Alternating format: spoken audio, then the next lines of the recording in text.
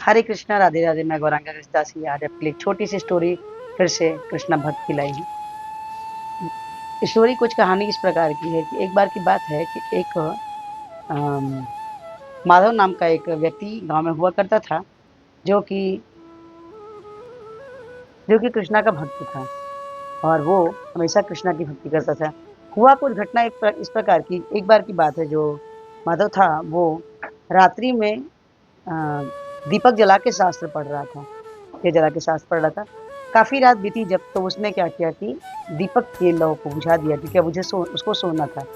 जब वो सोने चला तो वो देखता है कि कमरे के बाहर पूर्णिमा का चांद जो था वो जगमगा रहा था, और अब कमरे में चांद की पूरी पूरी रोशनी आ रही थी। ये देख के उसको ये बड़ा आश्चर्य हुआ कि एक छोटी सी जो दीपक की रोशनी थी, चांद की रोशनी को बाहर खड़ा करके रखी हुई थी। चांद की रोशनी तो दिख ही नहीं रही थी। तो ये क्या था? मतलब क्या चाँद में इतनी इतनी ज़्यादा रोशनी थी, लेकिन वो जो था कि दिए की रोशनी के आगे उसकी रोशनी बिल्कुल पता नहीं चल रही थी। कहने का तात्पर्य क्या है? कहने का मतलब ये है कि हमारे मन में जब जब हमारे मन में अहंकार, द्वेष, इन सब की भावना होती है, तो जो चंद्रमा रूपी प्रकाश जो है, ईश्वर हमारे कृष्णा है, वो हमारे हृदय के बाहर खड़े रहते हैं। वो चाहते हैं कि तुम उसको बुझाओ, ताकि मैं तुम्हारे हृदय में वास करूँ और आऊँ। ये कब संभव होता है? जब हम अपने मन के अंदर से सारी द्वेष, गंदगी को दूर करते हैं और कृष्णा पे पूर्ण रूप से विश्वास करते हैं, तभी ये चीज़ जीवन में आ पाती है। और हमको हमेशा पूर्ण रूप से हमेशा कृष्णा पे ही भरोसा करना चाहिए, क्योंकि इसके बिना हमारा जीवन तो अधूरा है।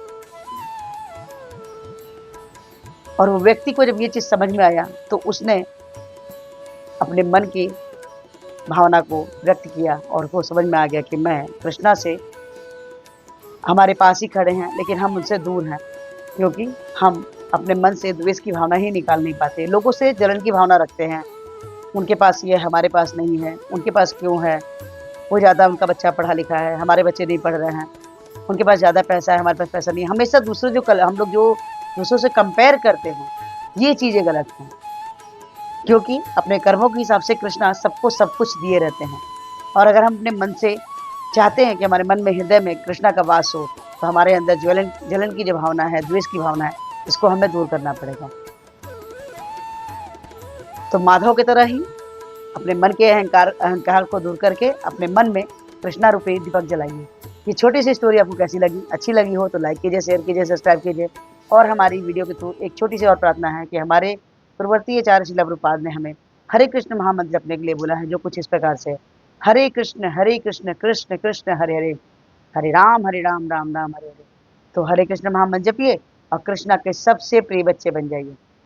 आप अपने जीवन में बदलाव चाहते हैं, अपनी परेशानियों से दूर होना चाहते हैं, तो एक माला जप के देखिए। आपको अच्छा लगता है तो 2, 2 से 4, 4 से 8, 8 से 16।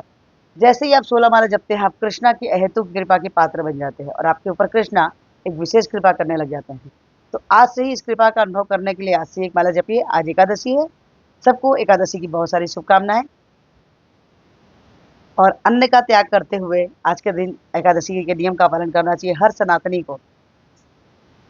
तो एकादशी का पालन कीजिए और हमेशा हंसते मुस्कुराते रहिए। हरे कृष्णा, राधे राधे।